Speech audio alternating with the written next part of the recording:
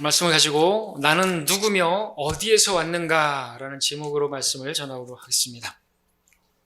자, 이번 주일 오전 성경 공부에 우리 고린도서 1장을 봤죠. 시간 관계상 오늘 본문에 관해서는 다 설명하지 못하고 간단하게 우리는 자랑할 게 없다. 십자가를 통해서 그렇게 통과한 사람들은 자랑할 게 없다. 오직 주만 자랑해야 된다는 그러한 내용만 전하고 마무리했는데, 사실 이 말씀은 성경 공부보다는 우리가 설교에서 할 수 있는 또 정말 많은 내용들을 담고 있습니다. 우리 교훈을 주고 우리가 반드시 알아야 하는 그런 말씀이죠. 자, 말씀의 제목, 나는 누구며 어디에서 왔는가? 내가 누구고 난 어디에서 왔는가? 우리 이것을 알아야 되고, 알았다면 절대로 잊어버리지 말아야 됩니다. 왜냐하면 이것을 모르거나 또 이걸 모르는 사람들은 구원받지 않은 사람일 수 있겠죠. 우리가 어떤 상태, 내가 구원받기 전에 어떤 사람이었는지, 내가 누구였는지를 모른다면 그 사람은 구원받은 사람이 아니겠죠. 자, 우리가 그것을 알았습니다. 우리 죄인이었습니다. 나는 어디서 왔는 것인가? 우리 주님의 부름을 받기 위해서 우리는 어디서 왔는 것입니까? 우리는 지옥으로부터 온 사람들이다 말할 수 있습니다. 그렇죠? 왜? 우리는 지옥 갈 수밖에 없는 사람들이에요. 가만히 있었으면 좀 지옥 갈 수밖에 없는 사람들이었습니다. 근데 주님께서 우리를 구원하셨습니다. 그래서 우리는 사실상 지옥에서 온 사람들이라고 말할 수가 있습니다. 구원을 받았습니다. 자, 충분히 이렇게 말할 수 있는 것은 우리 모형이 되는 구약의 이스라엘 백성들을 보면 알 수 있는데, 그들은 이집트에서 구원을 받았죠. 어린 양의 피로 그들은 구원받았습니다. 그 이집트, 성경에서 철용광로라고 표현하고 있습니다. 다름 아닌 지옥의 예표가 되는 곳이죠. 이스라엘은 그 지옥 같은 이집트에서 매일매일 정말 고된 노예 생활을 하고 있었고, 심한 학대를 받고 있었고, 지옥 같은 나날을 보내고 있었던 것이죠. 매질을 당하면서 고통하고 있었습니다. 자, 그런 그들을 구원하기 위해서 하나님께서 누군가를 부르셨는데, 누구였습니까? 모세였습니다. 모세를 언제 부르셨습니까? 그 힘있고 지혜 있고 말에 있어서 언변이 있고 또 좋은 지위에 있었을 때 부르셨습니까? 그렇지 않았습니다. 힘도 없고 지혜도 없고 말하는 것도 어눌해졌을 때, 양하고 같이 지내면서 무슨 말을, 그저 말도 해야 되는 것인데 망하고 무슨 말을, 대화가 안 되는데 말도, 그래서 자기가 말하는 것도 느리고 혀도 둔하다고 말할 정도로 그렇게 되었을 때, 그리고 양치기였을 때, 그 좋은 신분 다 잃어버렸을 때 하나님께서는 그런 모세를 부르셔서 놀라운 구원을 이루셨던 것입니다. 주님께서는 그런 사람을 통해서 일을 하시는 거죠. 자기에게 자랑거리가 아무것도 없는, 그래서 오직 주만 자랑할 수 있는 그런 사람들을 부르셔서 쓰시는 것이. 자, 주님께서 또 세상에 오셨을 때 오늘 본문에서는 우리의 부르심을 보라고 말씀하셨는데, 우리를 보기 전에 성경에서 주님께서 부르신 사람들을 보고자 하는데, 주님께서 세상에 오셨을 때 주님께서 부르신 제자들은 어떤 사람들이었습니까? 역시나 그들도 모세를 부르시는 그 부르심과 같은 유의 부르심이었죠. 복음서를 보게 되면 주님께서 제자들로 부르신 사람들, 대개가 세상적으로는 천하고, 물질적으로 보라면 가난하고, 학문적으로 본다면 정말 배우지 못한 사람들이었습니다. 자, 그들이 누군지 한번 우리 찾아보도록 하죠. 마태복음 가서 볼까요? 마태복음 4장을 가서 보겠습니다. 여기 보면은 이제 제자들을 부르시는데, 누구를 부르시는가? 바로 어부들을 부르시죠. 4장. 또 어부를 부르시는 것도 의미가 있죠. 4장 18절, 19절. 뱃사람이래요. 요즘 뱃놈이라고 하죠. 아주 다루기 힘들고 거칠고 육신이 강한 그런 사람이라도 주님께 붙들림 받으면요, 고분고분해지고 순종적인 사람이 될 수 있는 것이죠. 나귀와 같이 말 안 듣는 그런 나귀라 할지라도 주님께서 타시니까 어떻게 해요? 순종하죠. 4장 18절 19절을 보시면, 예수께서 갈릴리 해변을 걸어 가시다가 두 형제를 보셨는데, 베드로라 하는 시몬과 그의 형제 안드레라, 그물을 바다에 던지고 있었으니 이는 그들이 어부입니다. 주께서 그들에게 말씀하시기를 나를 따라오라, 내가 너희로 사람들을 담은 어부가 되게 하리라고 하시니. 어부였습니다. 이들은 3D 업종의 종사자들이었다고 할 수 있습니다. 학벌도 없는 자들이었습니다. 오늘도 이렇게 보면은 뱃놈이라고 말하는 것처럼 정말 이렇게 사람들로 보면은 이렇게 그렇게 인정받지 못하는, 좀 천대받는 그런 사람이라고 할 수 있겠죠? 자, 주님께서 그들을 부르신 겁니다. 이때부터 이 어부들이 주님의 제자가 되었습니다. 20절에 보니까 그들이 즉시 그물들을 버려두고 주를 따라가더라. 자, 21절, 22절에도 보니까 이제 야고보와 요한도 부르시는 것을 보게 되죠. 거기서 조금 더 가시다가 주께서 또 다른 두 형제를 보셨는데 세베대의 아들 야고보와 그의 형제 요한으로 그들의 아버지 세베대와 함께 배 안에서 그물들을 깁고 있더라. 주께서 그들을 부르시자 그들이 즉시 배와 자기들의 아버지를 남겨두고 주를 따라가더라. 자, 이들도 어부였습니다. 당시 어부들은요, 지금도 뭐 그렇겠지만 무식하고 배우지 못한 그런 사람의 대명사였죠. 그냥 하는 말이 아니라 사도행전 4장 13절에서 사람들이 말했습니다. 베드로와 요한이 담대하게 말하는 것을 보고 배우지 못한 무식한 사람들로 알았다가 놀라는 모습을 보게 되죠. 근데 주님께서는 그러한 사람들을 부르셨다라는 것이죠. 이처럼 주님께서는 제자들을 부르셨는데 대부분 이렇게 배우지 못한 또 좀 지혜 없는 사람들이라고 할 수 있는 그런 사람들. 자, 뿐만 아닙니다. 주님께서 누구를 부르셨는 것인가? 마태복음 9장에 가서 보시면 주님께서는 사람들에게 멸시를 받고 천대를 받는 또 그런 사람들도 부르셨다라고 오늘 고린도서 1장에서 우리의 부르심을 보라고 하면서 말씀하셨더랬죠. 9장 9절을 보시면 여기 누가 나옵니까? 세리, 마태가 나오죠. 예수께서 그곳을 떠나 지나가시다가 마테라 하는 한 남자가 세무소에 앉아있는 것을 보시고 그에게 말씀하시기를 나를 따라오라 하시니 그가 일어나서 주를 따라가더라. 야, 당시 세리들 잘 아시는 것처럼 유대인들로부터 이렇게 피를 빨아먹는 흡혈귀 같은 우리나라로 하면 일제강점기 때 친일파와 같은 그러한 사람들이 바로 당시 세리였던 것이죠. 산에는 짐승, 성읍에는 세리라고 말하는 것처럼 아주 그런 사람 취급 안 하는 그런 사람들이 바로 세리였습니다. 그래서 또 막 세리장 삭개오도 부르셨던 것을 알 수 있죠. 자, 이렇게 사람들로부터 멸시받는, 자, 그렇게 또 멸시받고 천대받는, 천하게 취급받는 사람 중에 누가 또 있었던 것인가 찾진 않겠습니다만 우리 요한복음 4장에 보면 사마리아 여인도 나오죠. 사마리아 여인이었습니다. 찾진 않겠습니다 그랬습니다. 잘 아시잖아요. 유대인들이 멸시하던 그러한 사람들이었습니다. 왜냐하면 유대인들이 이방인하고 섞여가지고 사마리아인은 혼혈이죠. 우리나라도 지금은 이제 거의 사라졌지만 한 30년 전만 해도 우리나라에도 혼혈을 어때요? 뭐라고 말했죠? 혼혈 사람 보고? 그죠? 튀기라고 했잖아요. 그래서 아주 그 마음의 상처를 받고 살았던 사람 중에 누가 있죠? 정확하게 하시네. 네, 인순이 그분도 이렇게 어디 보니까 아주 상처 많이 받고 자랐죠. 그런 여인이 사마리아에 있다는 거죠. 예. 지금은 이제 하도 인권하고 이제 차별 금지하고 그런 것들이 나오기 시대니까, 그렇지 않지만, 그래도 여전히 이제 혼혈을 갖다가 튀기라고 하는 그런 경우도 없지는 않습니다. 자, 근데 그 사마리아 여인은 거기다가 또 죄인이었습니다.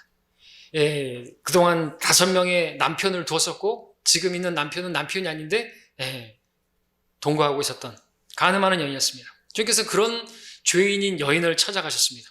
그것도 예루살렘에서 아주 먼, 일부러 거기까지 들렸다고, 거기를 들려야만 했다. 거기를 거쳐 가셔야만 했다. 바로 그 여인이 거기 있었기 때문에.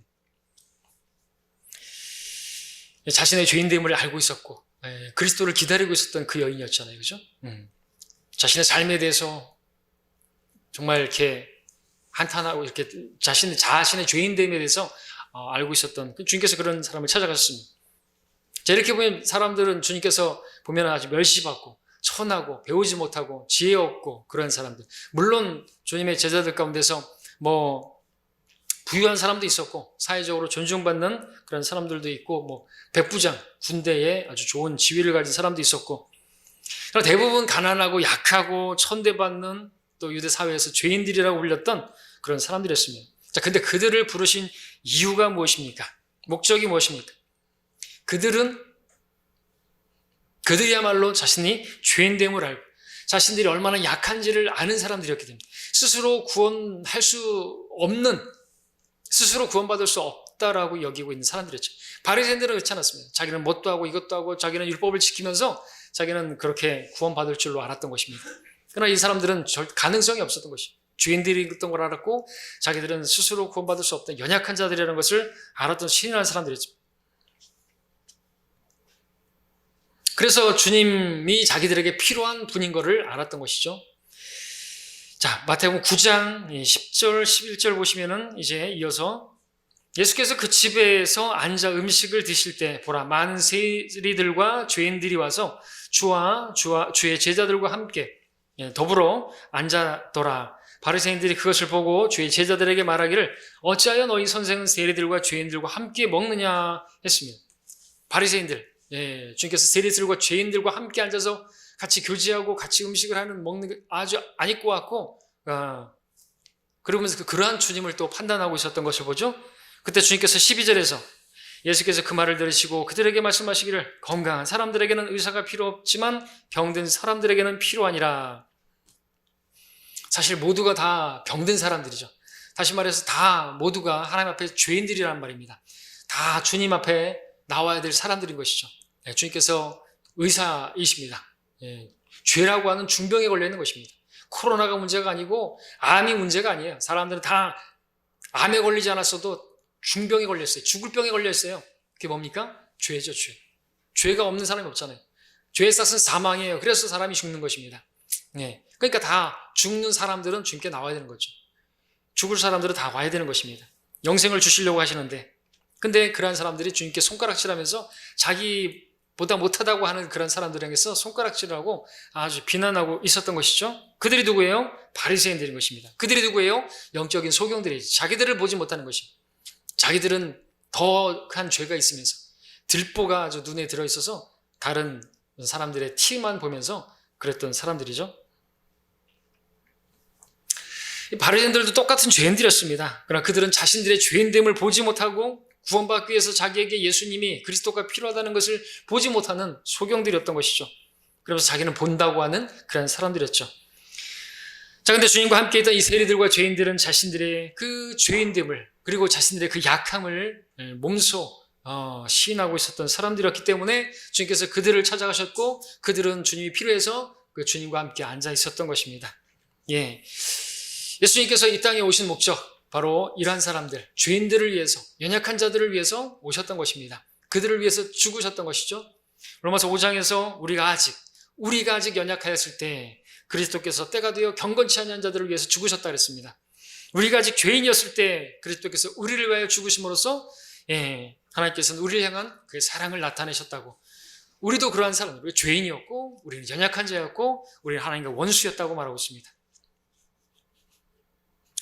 자, 그런 우리임에도 불구하고 오늘날도 사람들이 자기의 죄인됨을 알지 못하고 자기의 의로는 절대로 구원받을 수 없음을, 자기가 그렇게 연약하여 경건치 않음으로 나아갈 수밖에 없는 그런 자임을 알지 못하는 사람들은 주님께 나오지 않고 복음을 전해도 그들은 주님의 필요를 느끼지 않고 주님 앞에 앉지를 않는 것이죠. 교회 다니는 사람들 중에서도 여전히 자기들은 또 자기들 스스로가 구원을 이룰 줄 알고 행위 구원을 가르치는 사람들도, 그렇게 교만한 사람들도 있는 것을 보게 되는 것입니다. 그러나 누구라도 자신이 죄인임을 아는 사람들, 자기 스스로 구원을 받을 수 없는 연약한 자라는 사실을 아는 사람들은 가능성이 있습니다. 구원받을 수가 있는 것이죠. 그런 사람들은 주님께서 만나 주셔요. 우리는 그렇게 해서 주님 만난 것이죠. 여러분들 그렇게 만났잖아요. 여러분 스스로 구원받을 수 있다고 생각했습니까? 여러분들이 열심히 교회 다니고 착하게 살면 구원받을 줄 아십니까? 천만의 말씀이죠. 우리는 스스로 구원받지 못해요. 율법으로도 절대로 구원받을 수 없고요. 율법은 그냥 죄가 무엇인지 알게 해주는 그런 것이지 않습니까? 자, 우리는 내가 누구며, 내가 누구였었고, 또 내가 어떤 상태에서 내가 주님의 부름을 받았는지 알아야 되는 것이죠. 잊지 말아야 되는 것입니다. 다시 오늘 본문으로 와서 고린도서 1장 26절에서 말씀합니다. 형제들아, 너희는 너희의 부르심을 보라 그랬습니다. 우리 부르심을 보라 그랬습니다. 지금까지 말씀을 드렸던 것처럼 우리도 마찬가지입니다. 우리는 우리에 대해서 아무것도 자랑할 게 없는 사람들이에요. 정말 멸시반, 하찮은, 주님 앞에 내세울 게 없는 뭐 있다고 할지라도 주님 앞에서는 그거는 아무것도 아닌 것이고, 내가 의롭다고 했다 할지라도 그건 하나님 앞에서 정말 더러운 걸레라고 말씀하시잖아요. 29절에 보니까 하나님께서 왜 그런 우리를 부르셨던 것인가? 목적 있죠? 그래, 아무 육체라도 그분의 면전에서 자랑하지 못하게 되리라. 자, 근데 우리는 아무것도 아니지만 이제 자랑할 분이 계시죠? 30절에서처럼 그리스도께서 우리에게 지혜와 의와 거룩함과 구속이 되셨습니다. 그러니까 우리를 위해서 모든 것을 해주신 분이시고 우리의 모든 것 되시는 분이시다라는 것이죠. 예. 우리가 그리고 그분을 의지한다면, 또 그분을 신뢰한다면, 또 그분을 구한다면 그분께서 우리에게 지혜를 주시고 또 우리가 의롭게 살 수 있고 거룩하게 살 수 있고, 예, 주시는 것이죠. 자, 그러기 위해서 우리는 우리 자신이 아무것도 아닌 것을, 우리가 어떤 사람이었고 어디서 왔는지를 늘 기억하면서 31절 말씀처럼 오직 그리스도만을 두높이고 우리 그분의 덕을 선포해야 하는 사람들인 것입니다. 자, 저는 지금까지 주님의 부르심에 대해서 말씀을 드렸는데, 이 부르심은 이제 구원의 부르심, 구원으로의 부르심이라고 말씀을 드릴 수가 있는데, 근데 주님께서 우리를 구원으로 부르셨을 뿐만 아니라 우리를 또 부르시는 분이시죠. 부르심을 받았고 택함을 받았고 신실한 사람들이라 그랬습니다. 계시록에서 주님께서 우리를 부르셨습니다. 구원으로의 부르심뿐만 아니라 택함을 받았다. 우리 주님께서 우리를 쓰시려고 또 부르셨는데 어디로 부르셨는가 하니까 또 고린도전서 말씀해 보니까 우리 12장 가서 보겠습니다. 우리를 교회로 부르신 것을 보게 되죠. 교회로 부르셨어요. 우리를 교회 안에 불러주신, 우리 교회의 이 지체로 속하게 하신 분이 누구신가? 바로 주님이라고 말씀하고 있죠. 그 18절에서 그러나 하나님께서 친히 원하는 대로 지체들 각각을 몸 안에 두셨다. 이 몸인 교회 12장 12절을 또 보시면은요, 13절까지 몸은 하나인데 많은 지체가 있고 한 몸에 지체는 많아도 모두 한 몸인 것처럼 그리스도께서도 그러하시니라. 이 말씀은 그리스도의 몸인 교회를 말씀하지만 지금 지역교회, 고린도 교회 성도들을 그들의 이제 삶에 대해서, 신앙에 대해서 가르치기 위해서 쓰고 있습니다. 자, 주님께서는 저와 여러분들을 지역교회로 부르셨습니다. 우리 교회 안에 하나님께서 나를 넣으셨습니다. 왜 부르셨습니까? 교회로 부르셨습니까? 한 몸에 여러 지체가 있지만 한 몸인 것처럼 우리도 여러 지체들이지만, 각각 다른 지체들이지만 하나 되게 하시려고 부르신 것이다 말씀하고 있습니다. 우리가 서로 하나 되는 것, 그러기 위해서 서로 사랑하는 것이 필요하고, 이게 주님의 계명이죠. 새 계명. 그 계명을 이룰 수 있다면 온전한 사람이 되는 거죠. 그러면서 교회를 통해서 온전한 사람이 되는 것입니다. 그 목적으로 교회 안에 부르셨습니다. 하나됨을 이루는 것이 우리의 숙제죠. 그러면서 거기에 아픔도 있고 다툼도 있고 뭐 그런 것들이 점점 조율되면서 우리는 이제 하나 될 때 주님의 기쁨을 이루게 되는 거죠. 주님의 계명을 이루게 되는 것입니다.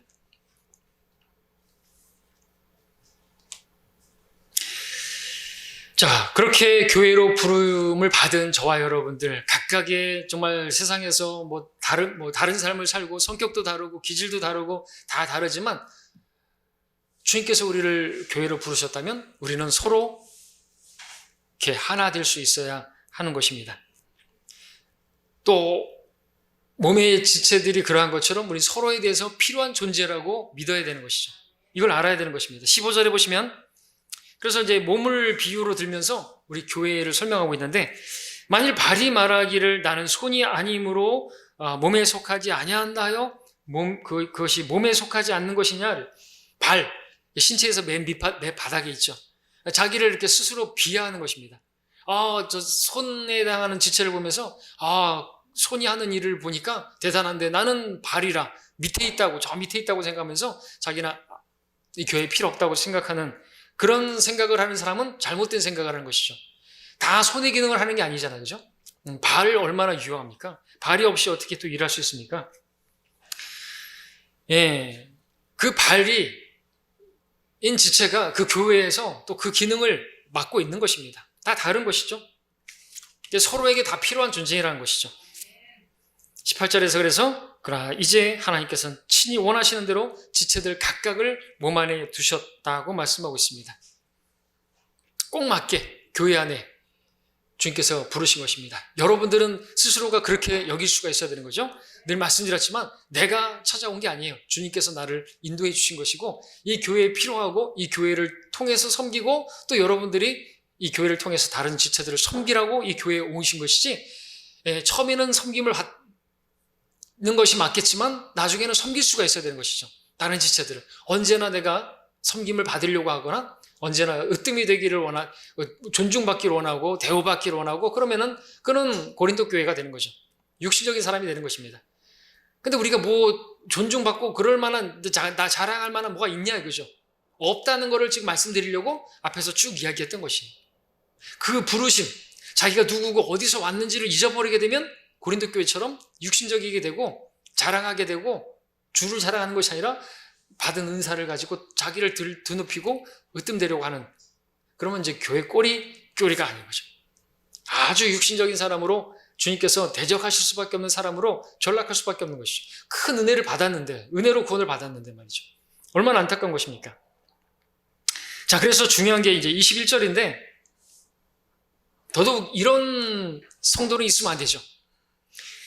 눈이 손에게 나는 내가 필요 없다 하거나 또 머리가 발에게 나는 내가 필요 없다고 말할 수 있습니까? 없다는 것이죠. 이런 일이 일어나면 절대 안 되는 겁니다. 이 말씀은 어떤 지체가 다른 지체를 업신여기고 판단하는 것이 교회에 저런 지체가 저런 성도는 필요 없는데 없어졌으면 좋겠다. 그런 마음이나 그런 생각을 추워도 가지면 안 되는 것입니다. 그럼 자기를 못 보는 것이 자기가 어떤 사람이었는지 모르는 거죠. 자, 그럼 지체들 각각의 기능이 있는 것이에요. 다 나와 같이 되어야 된다. 다 나처럼 해야 된다라고 생각하면 안 되는 것이죠. 그는 위험한 사람이고 교만한 사람인 것입니다. 자기가 잘하고 있다고 생각하니까 다른 사람들은 업신여기는 것이에요. 다른 사람들이 아주 우습게 보이는 것이죠. 누구죠? 바리새인이잖아요. 나는 11조도 하고 나는 금식도 하고 나는 뭣도 하고 당연히 해야 되는 거 아니에요? 근데 세리를 보면서 판단합니다. 업신여기고 저 저주받을 정죄를 한단 말이죠. 그러면 안 되는 거죠. 특별히 목회자 위치에 있는 사람은 더더욱 조심해야 되는 것입니다. 여기 위치를 보시면은요, 눈이 손에게, 머리가 발에게, 위치상으로 위에 있죠. 손보다 위에 있는 게 눈이고 발보다 위에 있는 게 머리잖아요. 머리에서 발, 눈에서 손. 위치로 본다면 위에 있는 것이 아래에 있는 것을 향해서 그렇게 업신여기는 것을 보게 되는 거죠. 강단도 좀 높이 있는데 위에 있는 것을 내려다본다고 해서 교만해지고 그러면 안 되는 거죠. 특별히 여러분들이 저를 위해서 늘 기도해 주셔야 한다고 말씀을 드립니다. 교만하기 쉬워요. 자기가 생각하는 자기 기준을 가지고 자기처럼 하지 않는다든지 또 자기가 설교를 한 대로 따라주지 않는다든지 그런 사람들을 보게 되면 아주 또 업신여기게 되는 거죠. 자기가 머리라고 생각하는 사람 교만하기 쉽습니다. 그 사람 자기가 대단하고 자기가 하는 것이 뭐 잘하는 줄로 생각하고 그렇게 생각하는 사람은 자기처럼 하지 않거나 자기를 인정해주지 않는 사람들을 보게 되면 아주 하찮게 여깁니다. 자기에게 동조하지 않거나 자기와 좀 다른 생각을 이야기를 하면 아주 육신적인 사람이라든지 대적하는 사람이라든지 그렇게 취급해버리고 그렇게 싸바잡아 얘기해버리는 거죠.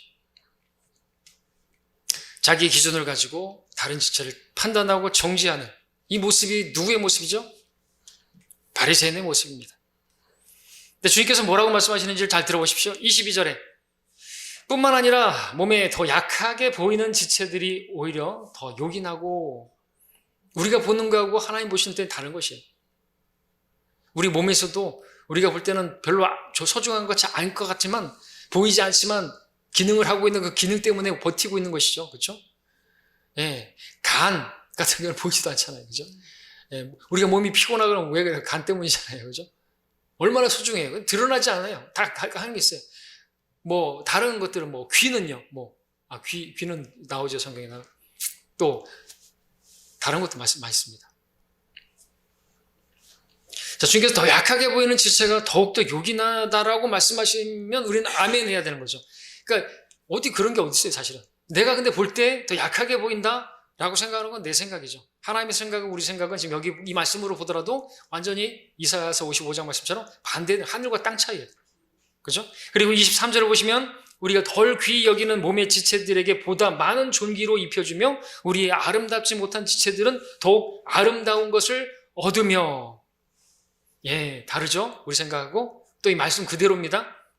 말씀 그대로 분명히 그리스도의 심판석에서 이런 일도 벌어질 수가 있을 것이에요. 그동안 이 땅에서 정말 드러나지 않고 빛도 없이 이름도 없이 그렇게 섬겼던 지체가, 별로 대단해 보이지 않았던 그러한 지체가, 약해 보였던 그 지체가 더욱 아름다운 것들을 얻게 돼, 더욱 아름다운 면류관, 찬란한 면류관을 받을 수가 있는 것입니다.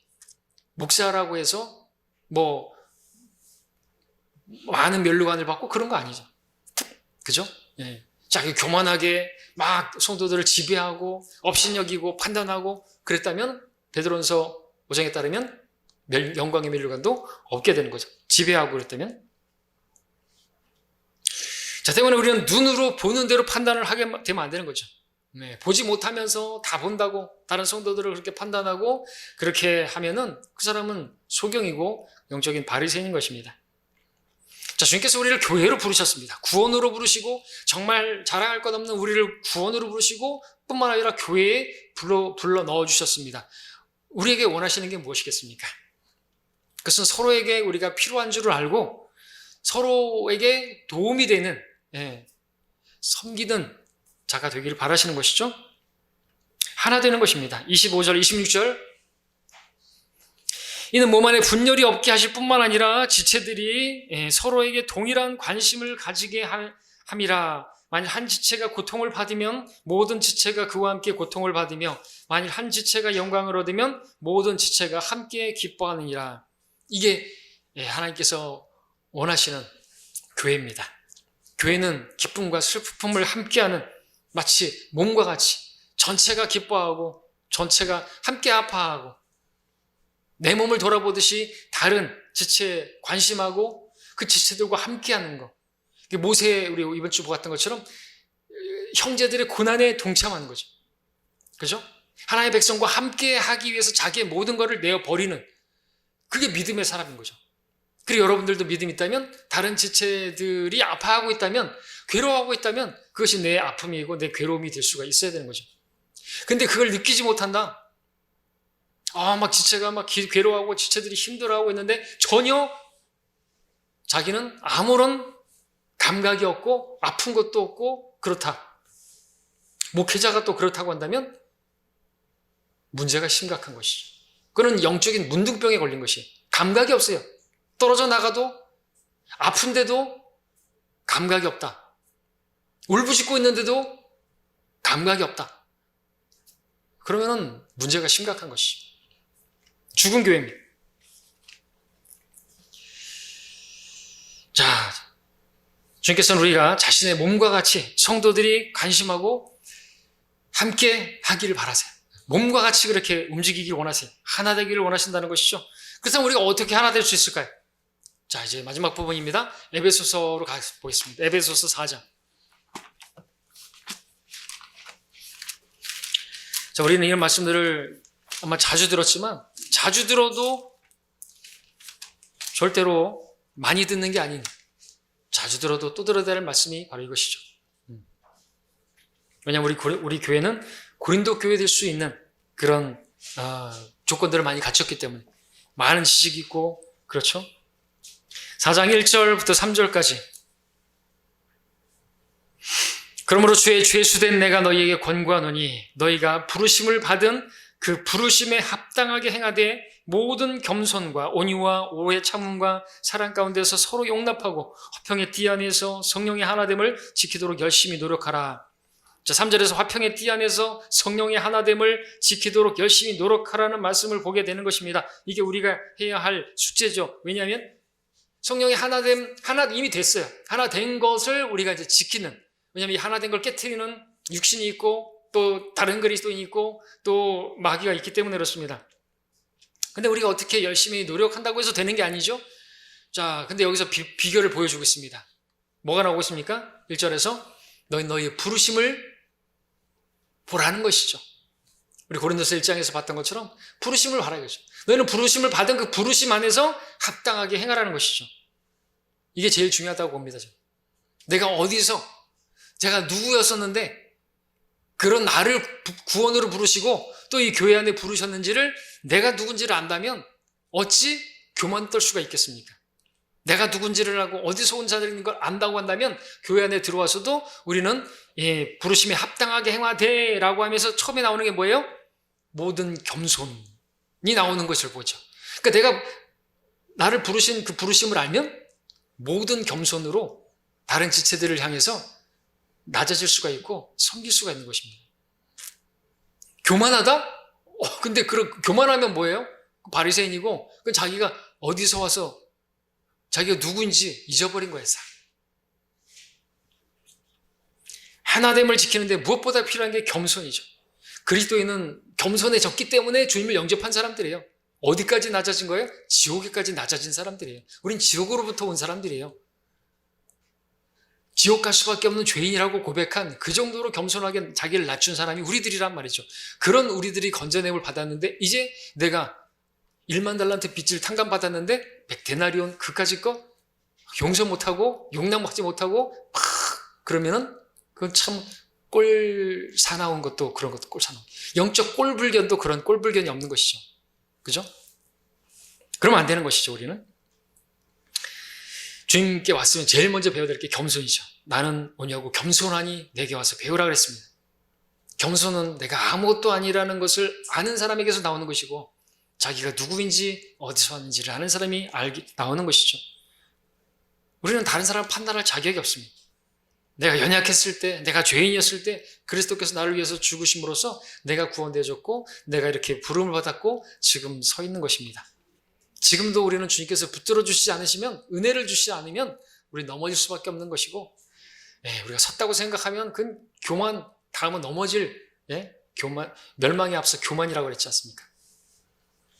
자, 그래서 우리는 내가 누구인지, 나를 부르신 그 부르심이 어디에서 부름이 받았는지를 알아야 하는 것이. 그걸 알면 나는 나를 자랑할 수 없고 다른 사람도 판단할 수 없음을 알아야 되는 거죠. 보이는 대로 판단할 게 아니라는 거죠. 그런데 2장에서는 영적인 사람 모든 것을 판단한다고 해서 뭐 사람까지 판단하라는 거 아니에요. 분명히 주석에도 말하고 있지만 사람을 판단하지 말라 그랬어요. 우리가 영적인 것은 영적으로 분별하되 하나님의 말씀으로, 그죠? 판단하면은 우리는 아무에도 판단받지 않는 것입니다. 하나님의 말씀으로 비성경적인 게 무엇인지 판단할 수 있고 그런 것이지 사람까지 판단하는 거 아닌 거죠. 내가 그 판단하면 똑같이 판단을 받게 되는 것입니다. 보이는 게 다가 아니잖아요. 그죠? 주님의 십자가도 눈에 보이는 것만 바라보면 많은 사람들이 얘기했던 것처럼 하나님께 저주받아서 심판받은 거예요. 그렇죠? 욥도 그렇게 자기가 본다고 하는 그 영적 바리새인들 그 친구들도 그렇게 판단했지 않습니까? 보이는 대로 판단했지 않습니까? 그러면 안 된다는 것이죠. 항상 조심해야 되는 것입니다. 주님께서 겸손하라고 말씀해 주셨습니다. 우리에게 겸손이 없으면 우리는 못 살아요. 왜냐하면 겸손이 없으면 은혜가 없기 때문이었어요. 주님께서 겸손한 자에게 은혜를 주시는데 은혜가 없이 우리가 어떻게 주님 섬기겠습니까? 그리스도의 삶에 없어서 안 되는 것은 겸손입니다. 높아진 마음으로 절대로 하나 될 수 없습니다. 높아진 마음이 있는 그런 성도들, 시기와 다툼과 분열밖에 없습니다. 다투고 그런 사람들은, 교만한 사람들은 스스로 적을 만들어요. 자기가 적을 만들어 놓고 자기의 적이 많다고 자기가 박해받는다고 또 착각하죠. 소경이기 때문에 그렇습니다. 자, 우리가 우리 자신을 아무것도 아닌 것이라고 여기고 마음을 낮출 때 비로소 주님의 은혜가 우리 안에 넘쳐서 우리는 주님의 은혜로 다른 지체들과 하나 될 수 있고 더 섬길 수 있고 어떠한 상황에서도 용납할 수 있고 용서할 수 있고 하나 될 수 있다는 거죠. 그 2절 마지막으로 읽는 것입니다. 마지막입니다. 온유와 또 겸손 다음에 온유와 오래 참음과 사랑 가운데 서로 용납하라 말씀하고 있죠. 성령의 열매들이죠. 그리스도께서 내 안에 사셔야 교회의 하나됨도 이룰 수 있다는 것입니다. 주님이 하셔야 되는 거죠. 육신은 무익합니다. 육신이 나서게 되면, 육신이 드러나게 되면 괴로운 일, 다툼이 있고 시기가 있고 질투가 있고 분열만 있습니다.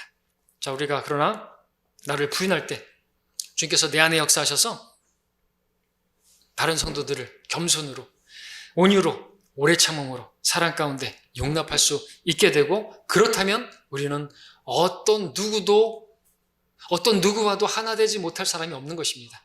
그렇죠? 자, 기억하십시오. 우리는 우리 부르심을 잊지 말아야 됩니다. 우리를 구원으로 부르셨을 뿐만 아니라 교회로 부르셨습니다. 교회로 부름받은 우리들이 기억해야 될 것은 무엇입니까? 다른 지체들이 다 주님께서 피로 값주고 산 성도들인 것이고, 또 나와 다르다 할지라도 각각의 다 기능들을 하고 있고, 내가 보기에 어떠하다 할지라도 더 하나님께서 존귀하게 여기시는 분으로, 그런 성도로 바라봐야 하는 것입니다. 그럴 때 우리는 섬길 수 있고 겸손으로 또 온유로 사랑으로 대할 수가 있게 되는 것이죠. 자, 그래서 교회를 통하여 성령의 하나됨을 이루어가는 우리 광주 성경천주의 교회가 되기를 원합니다. 주님 오실 때까지 그렇게 섬기다가 상을 받고 많은 면류관 받기를 바랍니다.